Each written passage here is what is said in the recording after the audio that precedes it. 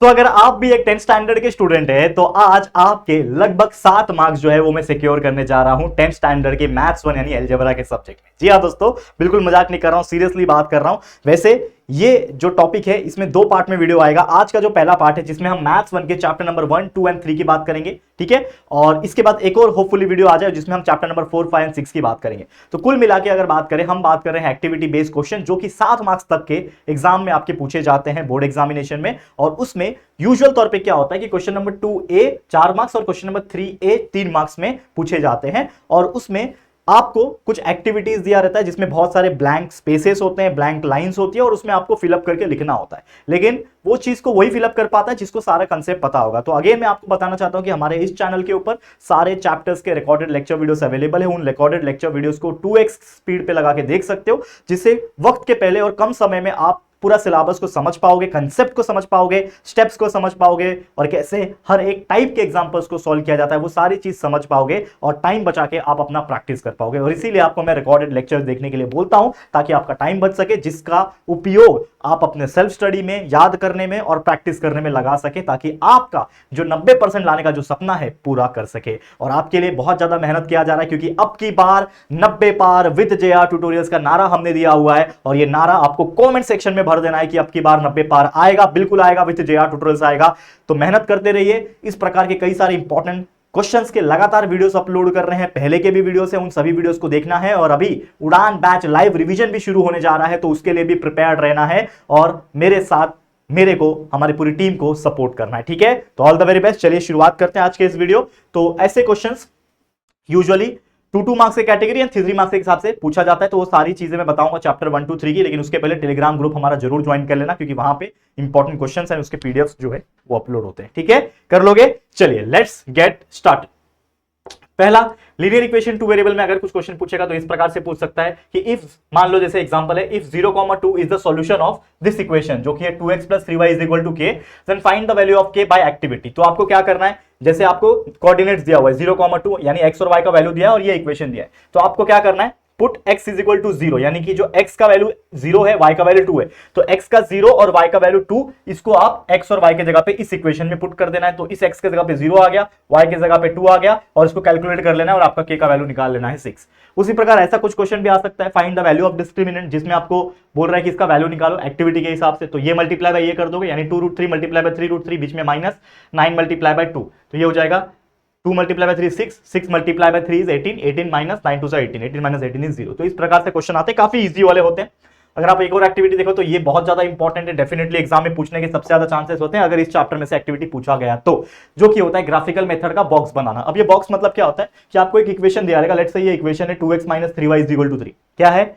Simply एक equation है। अब इस इक्वेशन में आपको कोई भी x का वैल्यू पुट करके y का वैल्यू निकाल लेना है और x y का कोऑर्डिनेट तैयार करना है। कम से कम 3 कोऑर्डिनेट चाहिए। तो यहां पे मैंने x लिख दिया, y लिख दिया और x, y लिख दिया। तो मैंने सबसे पहले x का वैल्यू, अपने मन से आप कुछ भी ले सकते हो, लेट्स से मैंने x का वैल्यू 0 ले लिया, 1 ले लिया, 2 ले लिया, -1 ले लिया, तो कुछ भी ले सकते हो। तो मैंने ले लिया x का वैल्यू -6, कैलकुलेट करोगे x का वैल्यू -6 डाल के देखो, x के जगह पे -6 इस इक्वेशन में डालोगे तो y का वैल्यू निकलता है -5। तो जब आपने x का वैल्यू -6 पुट किया, देखो ये लोग ने लिख के रखा है ना, मैंने खुद से लिखा नहीं है, ये वाला जो है उन्होंने पहले से ही दे रखा है। तो x का वैल्यू -6 उन्होंने दिया था, तो हमने जब डाल के कैलकुलेट किया उस इक्वेशन में तो हमें y का वैल्यू -5 मिल गया। तो हमारे कोऑर्डिनेट्स क्या आ गए, -6, -5। उसी प्रकार इन्होंने y का वैल्यू 1 दे रखा है, इसके जगह पे खाली बॉक्स था, तो x के जगह पे कुछ पता नहीं है मुझे, लेकिन y का वैल्यू 1 है। तो मैं क्या करूंगा, इस बार y के जगह पे 1 पुट करूंगा इस इक्वेशन में और सॉल्व करूंगा, तो मुझे x का वैल्यू 3 मिल गया। यानी जब y का वैल्यू उन्होंने 1 दे रखा था तो x का वैल्यू 3 आ गया, तो कोऑर्डिनेट्स निकल के 3,1। और इस प्रकार से सॉल्व करके आप आराम से अपना 2 मार्क्स लेके जा सकते हो। तो ये 2 मार्क्स की कैटेगरी में क्वेश्चन पूछता है। इसके अलावा solve the following to find the value of determinant, ऐसा कुछ क्वेश्चन आता है जिसमें डिटरमिनेंट दिया रहेगा और आपको कुछ बॉक्सेस रहेंगे, फिलअप करना है। आपको पता ही है क्या होता है determinant, this multiply by this, बीच में माइनस, ये मल्टीप्लाई बाय ये, तो 3 × 5 आ जाएगा, बीच में माइनस है, -2 × 4 हो जाएगा, तो ये हो जाएगा 3 × 5 = 15 हो गया। ये माइनस मिलके प्लस बन जाएंगे और 2 × 4 = 8, तो 15 + 8 = 23। तो इस प्रकार से आपका आंसर आ गया। नेक्स्ट है, if 2,0 is the solution of 2x + 3y = k। याद रखो क्या बता रहा हूं कि if 2,0 is the solution of this, find the value of k। तो सेम जैसे मैंने अभी थोड़ी देर पहले बताया कि ये x का वैल्यू 2 है, y का वैल्यू 0 है, तो आपको क्या करना है, पुटिंग द x का वैल्यू 2 एंड y का वैल्यू 0 इन दिस इक्वेशन, डाल दो, कैलकुलेट कर लो, आपका k का वैल्यू आ गया। समझ रहे हो? तो बहुत इजी होता है। एक और क्वेश्चन देखो, complete the activity to find the value of x। यहां पे क्या है, आपको x का वैल्यू निकालना है। कंप्लीट द एक्टिविटी करके। तो ये एक इक्वेशन है 3x plus 2y is equal to 11, दूसरा है 2x plus 3y is equal to 4। अगर आप देखोगे तो दोनों के कोएफिशिएंट सेम नहीं है, तो किसी एक इक्वेशन को कोएफिशिएंट को सेम बनाना है। तो ये 3x है, इसको अगर आप किससे मल्टीप्लाई करो, अगर आप देखोगे इसको आप किससे मल्टीप्लाई कर रहे हो, 3 से मल्टीप्लाई करो। Multiply the equation 1/3 and equation 2/2। तो इससे क्या हो जाएगा, 3 मल्टीप्लाई बाय दिस इक्वेशन और आपका क्या आ जाएगा 3 3 जा 9x 6y। देखो ये आपको दिया हुआ था, यहां पे पूरा जगह खाली था, तो आपको 9 दिया हुआ है, मतलब 3 का क्या हो गया 9 हो गया। तो मतलब इन शॉर्ट आपने 3 से मल्टीप्लाई किया होगा ना, तो वो दिमाग चलना चाहिए कि मैंने 3 से इसलिए लिखा हो क्योंकि यहाँ पे 9 लिखा हुआ है, तो मतलब ये 3 से मल्टीप्लाई हुआ रहेगा तभी तो 9 हुआ, और ये 3 2 जा 6 तभी तो आया, 3 11 जा 33 तभी तो आया। ये दिया हुआ है आपको, इसका मतलब जो खाली बॉक्सेस था उसमें आपने 3 लिखना है मल्टीप्लाई करके। उसके बाद यहाँ पे दूसरे वाले इक्वेशन का 2x है, लेकिन हमारे पास जो दिया हुआ है वो 4x आया है, तो ऐसा क्या मल्टीप्लाई हुआ रहेगा कि 4x आया, तो 2 से मल्टीप्लाई हुआ रहेगा। तो मैंने लिख दिया कि 2 मल्टीप्लाई बाय दिस वाला इक्वेशन इज दिस, और इसको आप साइमल्टेनियसली ऊपर नीचे रख के सॉल्व कर लो कोएफिशिएंट सेम बना के, तो आपका आंसर आ जाएगा x का वैल्यू 5। तो इस प्रकार से सॉल्व करना, ऐसे क्वेश्चन आ सकते हैं एग्जाम में। देखो ये वाला क्वेश्चन 3 मार्क्स की कैटेगरी में पूछता है, ठीक है, सेम कोऑर्डिनेट वाला सिस्टम कि भाई x का वैल्यू 2 दे रखा है इन्होंने, y का वैल्यू नहीं पता है, तो आप इस इक्वेशन में, कहां गया इक्वेशन, ये देखो ये इक्वेशन आपको दिया हुआ है, इस इक्वेशन में आपको x के जगह पे 2 पुट कर देना है। तो डाल दिया x के जगह पे 2, कैलकुलेट किया, y का वैल्यू आ गया -6, यानी कोऑर्डिनेट मेरे आगे 2, -6। फिर y का वैल्यू 0 दे रखा है, x का वैल्यू निकल जाएगा, तो y के जगह पे क्या पुट किया मैंने 0 पुट किया, यहाँ पे x का वैल्यू 6 निकल गया, तो 6, 0 कोऑर्डिनेट आ गया।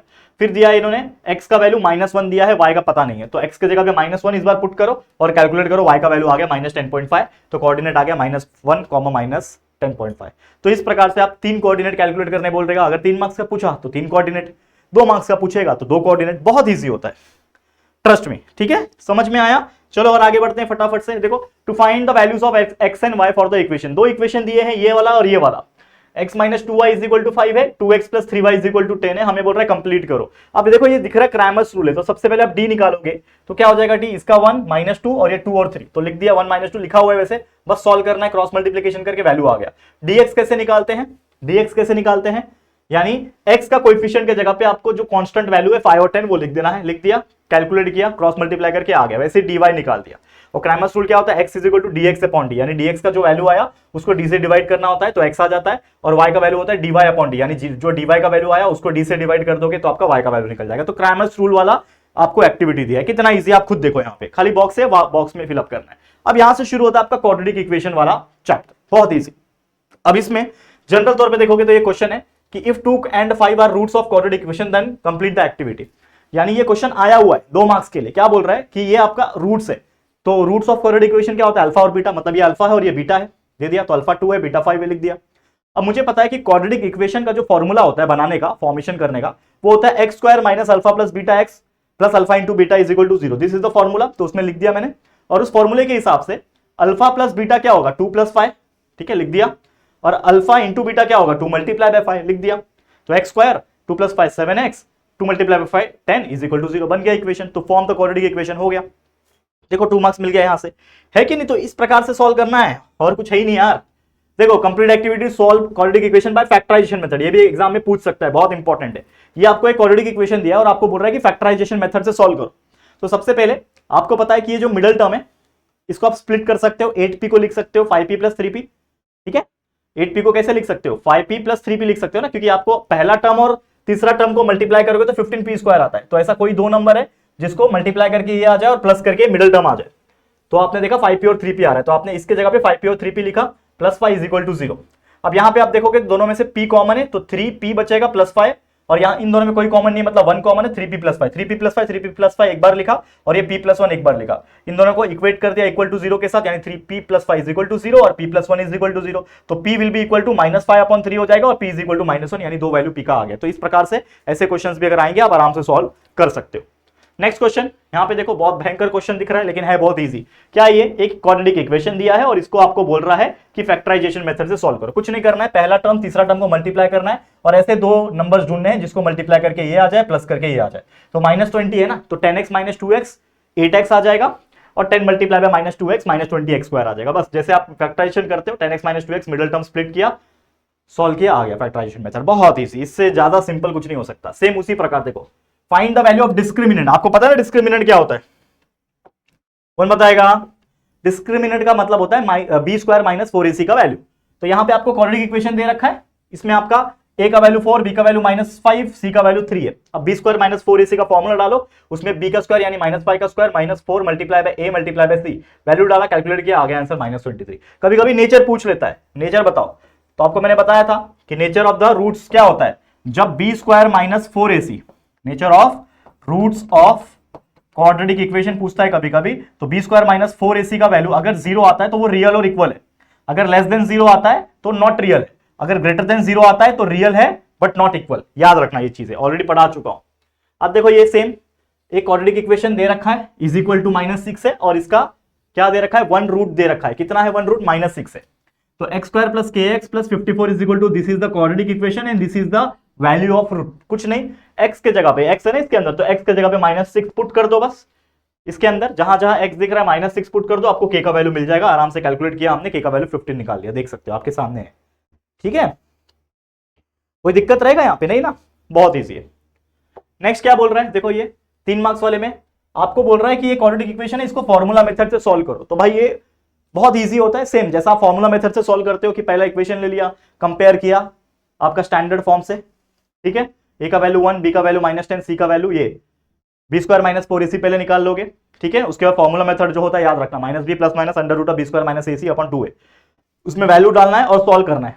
बहुत ईजी, मतलब मैं इसको एक्सप्लेन नहीं करूंगा क्योंकि मुझे पता है आपको ये आता है बहुत अच्छे तरीके से, और ऑलरेडी 10 बार पढ़ा चुका हूं मैं ये चीज, ठीक है। बस आपको बता रहा हूं कि एक्टिविटी आता कैसा है। One of the roots of the quadratic equation, same इसमें दिया है इस 3, मतलब इसके जगह पे ये जो क्वाड्रेटिक इक्वेशन है इसमें x के जगह पे 3 पुट करना है, k का वैल्यू आप आराम से कैलकुलेट कर लोगे। देखो डाला, कैलकुलेशन किया, सिंपल सा कैलकुलेशन है और कुछ नहीं, ठीक है। अब देखो ये भी एक क्वेश्चन है, सेम क्या बोल रहा है, क्वाड्रेटिक इक्वेशन को फॉर्मूला मेथड से सॉल्व करो। देखो सेम वही करना है, पहला आपको क्वाड्रेटिक इक्वेशन लेना है, स्टैंडर्ड फॉर्म से कंपेयर करना है, a b c का वैल्यू निकल जाएगा, फिर उसका b स्क्वायर माइनस 4ac का वैल्यू निकाल लो, उसके बाद फॉर्मूला मेथड में डालो, फॉर्मूला मेथड में जो वैल्यूज है वो डाल दिया, और जनरल तौर पे जो सिंप्लीफिकेशन होता है वो कर दिया, 2x का वैल्यू आपको 2 रूट्स मिल जाएंगे। आ गया सेम। तीसरा चैप्टर अरिथमेटिक प्रोग्रेशन, इसमें एक्टिविटी कैसे पूछता है, चांसेस कम होते हैं इसके, लेकिन आता है इसमें भी। देखो क्या बोल रहा है, complete the activity to find 19th term, 19th term निकालना है। तो पहले आपको a का वैल्यू डैश दिया है, मतलब a का वैल्यू पहला टर्म जो होता है वो a होता है, 7 आ गया, कॉमन डिफरेंस दोनों को माइनस कर लो, आ जाएगा। 19th टर्म निकालना है, मतलब formula tn is equal to a plus n minus 1 into d, जिसमें आप 19 टर्म मतलब n के जगह पे 19 डालोगे, कॉमन डिफरेंस 6 डालोगे, a का वैल्यू यानी t1 का वैल्यू पूछा है क्या, नहीं पूछा, जरूरत नहीं है। हाँ a बोल रहा है ना, a का वैल्यू 7 है, डाल दिया, कैलकुलेट किया, आ गया आपका 19 टर्म 115। यहाँ पे complete activity to find the number of terms, कितने नंबर ऑफ टर्म्स है यानी n का वैल्यू निकालना है। तो सबको पता है a का वैल्यू 1 है, ठीक है। लास्ट टर्म tn आपका 149 दे रखा है, यानी tn is equal to a plus n minus 1 into, इसके जगह पे आप 149 लिखोगे।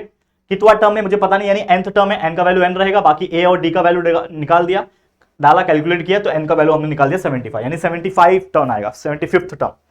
देखो यहाँ पे बहुत ईजी है, ट्रस्ट में, ठीक है। नेक्स्ट यहाँ पे find the sum of 1000 positive integer, ऐसा कुछ क्वेश्चन आया कि फर्स्ट 1000 पॉजिटिव इंटीजर, तो आपका पहला टर्म पता है आपको 1, आखिरी टर्म पता है 1000, तो 1 plus 1000 divide by n by 2 यानी 1000/2, 500 multiply by 1001 is nothing but 5,500, ठीक है। बहुत इजी क्वेश्चन है, ये बहुत बार कराया हुआ है मैंने, पिछले साल के उड़ान बैच में भी कराया था। ये क्वेश्चन है कि कौन सा टर्म ऐसा है जिसको -940 आ रहा है, मतलब विथ हुज टर्म इज -940, तो 50 40 30 20 10 फिर 0 होगा, -10 -20 ऐसे करते करते जाएगा। तो आपका a 50 हो गया, कॉमन डिफरेंस 40 - 50 इज -10 आ गया, tn आपको -940 दिया है, तो फॉर्मूला वही अप्लाई होगा, tn वाला डाल दिया, इसमें n का वैल्यू पता नहीं है, तो यहां से कैलकुलेट करके n का वैल्यू निकाल दिया, जो कि आ गया 100, ठीक है। सेम वैसे मेथड से देखो d का वैल्यू t2 - t1 करके निकाल दिया, ठीक है ना, सारे टर्म्स दिए हैं, बस कॉमन डिफरेंस निकालना है, बहुत इजी। देखो ये वाला sum of the first 100 terms of AP, ठीक है, a का वैल्यू 12 है, कॉमन डिफरेंस 2 आएगा, n का वैल्यू 100 है, s 100 निकालना है। तो फॉर्मूला क्या है, n/2 2a plus n minus 1 into d, जिसमें a के जगह पे क्या लिखना है, n/2 लिख दिया, 100/2 2a मतलब 2 मल्टीप्लाई बाय a का वैल्यू 12 मतलब 24 हो गया, n की जगह पे 100 लिखा, d की जगह पे 2 लिखा, बस नॉर्मल सा कैलकुलेशन है, आ गया 11,000 नहीं सॉरी 11,100, ये आ गया आंसर, ठीक है। देखो आपके सामने ही है, समझ में आ रहा है। तो इस तरीके से लगभग 15 मिनट के अंदर मैंने आपको इतने सारे एक्टिविटीज करा दिए, चैप्टर 1 2 3, इन्हीं में से कुछ क्वेश्चन जो है एक्टिविटी के फॉर्म में पूछा जाएगा, और अगर पूछा भी जाएगा ना अलग, तो बहुत सिंपल होता है, बिल्कुल टेंशन नहीं लेना है, बस मन लगा के ऐसे एग्जांपल्स को प्रैक्टिस करते रहो, पूरे सिलेबस के लेक्चर्स देके सारे कंसेप्ट को, हर एक टाइप के एग्जांपल्स को सॉल्व करना सीख लो। बस इतना कर लोगे आराम से एग्जाम में 80-90% आ जाता है। 10वीं में आते हैं बच्चा, बस आपका मेहनत होना चाहिए, सेल्फ स्टडी पे ज्यादा फोकस करो, लेक्चर्स रिकॉर्डेड देखो, ज्यादा फायदा मिलेगा। ठीक है, तो ऑल द वेरी बेस्ट। आज के लिए फिलहाल इतना ही, thank you so much. Video अगर अच्छा लगा होगा, हमारी मेहनत पसंद आ रही होगी तो प्लीज दिल से वीडियो को लाइक करना है, शेयर करना अपने सभी दोस्तों के साथ, और अगर पहली बार आए हो चैनल पर, अभी तक चैनल को सब्सक्राइब नहीं किया है तो फटाफट से हमारे चैनल को सब्सक्राइब करके बेल आइकन को प्रेस कर देना। ठीक है दोस्तों, चलो फिर जल्दी मिलेंगे एक और किसी नए वीडियो में, तब तक के लिए thank you and good bye.